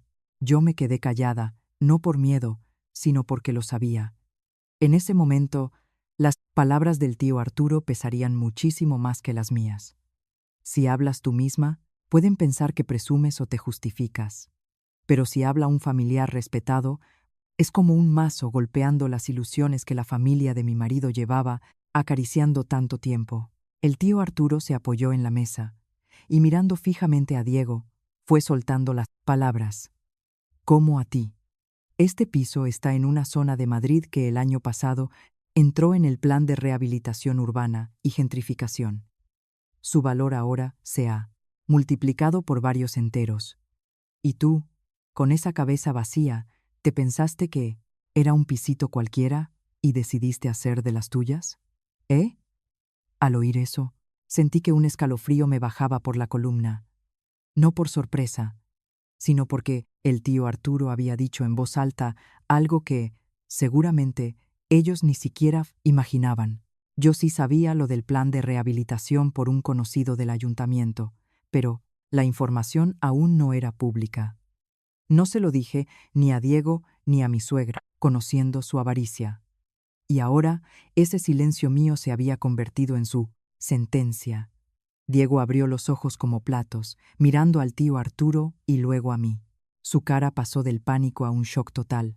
Abrió la boca varias veces, pero no fue capaz de soltar un sonido, y mi suegra pareció quedarse sin huesos y se desplomó en la butaca. Solo Elena intentaba mantener el tipo, pero en sus ojos ya se leía una confusión evidente. El tío Arturo no había terminado. Señaló los papeles de la mesa. Su voz se volvió dura como el acero. Con esos papelujos, si asomas el hocico por algún lado, no es que pierdas el piso, vas a perder la libertad. Te creías que ibas a engañar a Carmen y asunto arreglado. No todo lo que ves te lo puedes tragar. Supe que en ese instante tenía que añadir una frase. Me acerqué a la mesa. Miré a Diego y a su madre. En sus caras ya no quedaba rastro de la altivez pasada. Dije en voz baja, pero nítida. Y por si acaso, todos los documentos originales los llevé a la caja de seguridad de mi banco antes de Nochevieja. La sala volvió a estallar. «A una caja de seguridad del banco», gritó una tía. «Oh, sea, que eso solo son fotocopias». No me giré hacia ella. Seguía mirando a Diego. Quería que comprendiera que, durante todo este tiempo, él y su madre habían estado enredando con fotocopias inútiles. Pensaban que ya habían cazado a su presa y en realidad solo tenía entre las manos la sombra de una propiedad ajena. La cara de Diego se transformaba por momentos. Unos minutos antes esperaba mi firma como si fuera el rey del mambo y ahora era a él a quien le temblaban las manos. Soltó casi sin pensar. «¿Por qué? ¿Por qué no me lo dijiste?» Le miré y la verdad es que me dio más risa que rabia. «Para que tú y tu amante pudierais planearlo todo mejor». Esta respuesta provocó un suspiro colectivo entre varios familiares. Nadie dijo ni pío, pero el desprecio en sus caras era más elocuente que nada. Un hombre al que su mujer ha pillado siendo infiel y, para colmo, avaricioso, justo delante de toda la parentela, eso era una doble humillación. Mi suegra, en ese momento, pareció despertar. Se levantó a toda prisa. Le temblaba la voz. «Carmen, yo no sabía nada». Me giré hacia ella. Por primera vez en mi vida, Vi cómo desviaba la mirada. La mujer que me llamaba ceniza y me había echado el 29 de diciembre. Ahora balbuceaba un yo no sabía nada, intentando salvar su imagen delante de todos. Pero ya era tarde, porque en ese segundo comprendí que el golpe principal había dado en el blanco. Y esta vez, no solo Diego, sino toda su familia sentía verdadero miedo. En cuanto ese miedo se reflejó en sus caras, Diego volvió a ponerse en pie de un salto. Pero ahora no quedaba en él aquella seguridad agresiva de cuando intentó arrancarme el teléfono. Era el arranque desesperado de un hombre que acaba de darse cuenta de que el botín, que consideraba suyo, nunca le perteneció. Se apoyó con ambas manos en la mesa, inclinándose hacia mí. Las venas de su cuello estaban hinchadas a más no poder, y gritó con la voz rota: «Yo soy tú, marido. Tengo derecho». Su grito rompió el silencio del salón. Si hubiera sido antes, solo con su tono alto yo ya estaría temblando. Estaba acostumbrada a que usara los gritos para intimidar, para echarle la culpa a su mujer. Pero ahora, no. Me quedé quieta, mirándole a los ojos de un hombre cuya cara estaba desfigurada por la avaricia y la humillación. Y le contesté con firmeza: «Tú no tienes ningún derecho sobre un bien privativo mío». No me hizo falta chillar, porque en esa habitación la razón estaba de mi parte, y por mucho que él gritara, no podía convertir mi piso en su propiedad con un simple «yo soy tú, marido». En cuanto dije esto, el tío Arturo asintió, y varios parientes se miraron con evidente asco. Una tía que estaba sentada junto a la mesita del café chasqueó la lengua.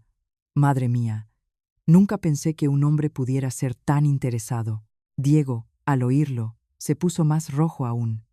Echó un vistazo a la familia buscando algún apoyo, pero todos apartaban la mirada. En ese momento, el tío Luis, primo, segundo del difunto padre de Diego, y que había estado callado en un rincón, soltó: «Oye, ¿y esos rumores de que Carmen había puesto los cuernos? ¿Es verdad?». La pregunta quedó flotando en el aire. Sabía que alguien lo preguntaría.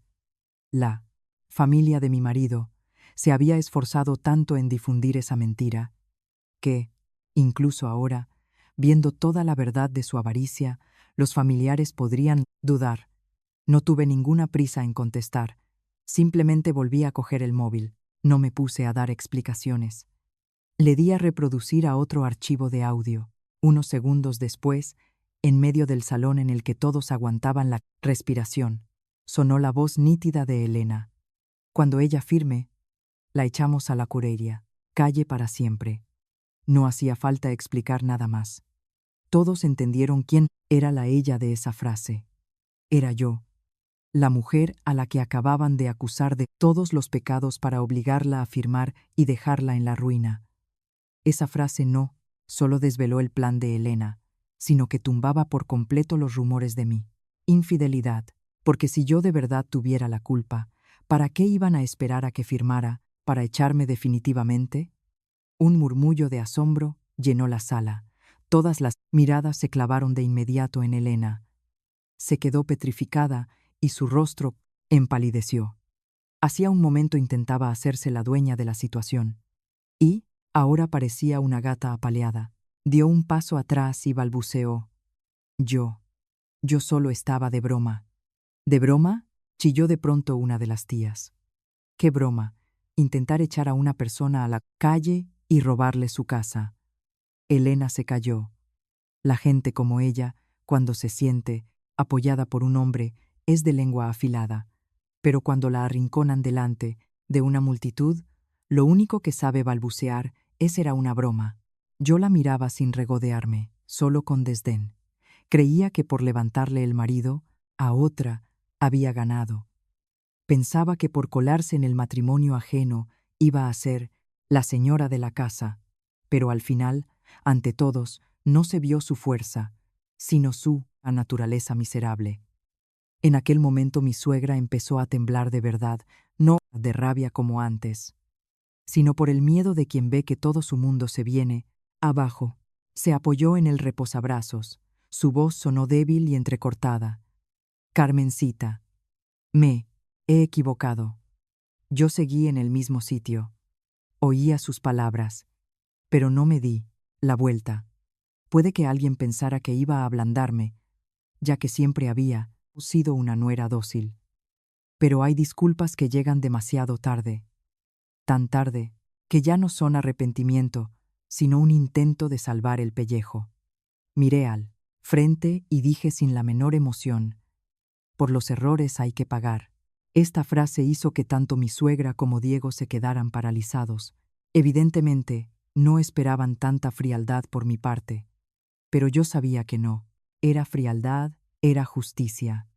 Durante todos estos años, los errores suyos los había pagado yo con mis lágrimas, con mi paciencia, con mi juventud. Y ahora, que los tenían contra las cuerdas, esperaban que bastara con un me equivoqué. Al ver que yo no dudaba, Diego hizo algo que dejó a todos en estado de shock. Rodeó la mesa, se acercó a mí y se dejó caer bruscamente de rodillas. El ruido, seco de sus rodillas contra las baldosas, resonó en toda la habitación. Antes que yo pudiera reaccionar, me agarró de la mano, levantó la cabeza y me dijo con voz ahogada, llena de un supuesto arrepentimiento: Carmen, perdóname, me equivoqué, vuelve a casa. Todos contenían la respiración. Visto desde fuera, podía parecer que me quería, con locura, y que estaba muy arrepentido. Un marido arrodillado frente a toda la sila, familia, suplicándole a su mujer que vuelva. Pero yo miré sus ojos, y no vi amor en ellos. Vi miedo. Miedo a perder, pero no a mí, sino el piso. La oportunidad de una vida mejor, el caramelo que ya casi se había tragado.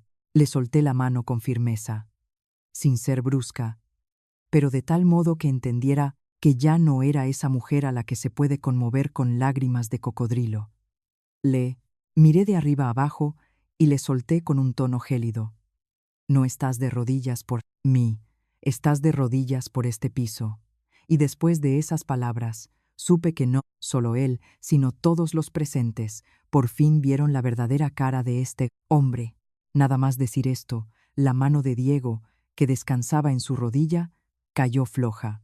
Seguía de rodillas, pero ya no había teatro que valiera. Sencillamente no era capaz de levantarse. Se le quedó la cara de piedra. Su mirada iba de mí a sus familiares, a su madre, a Elena, como la de un hombre al que acaban de despojar y de toda su ropa en público.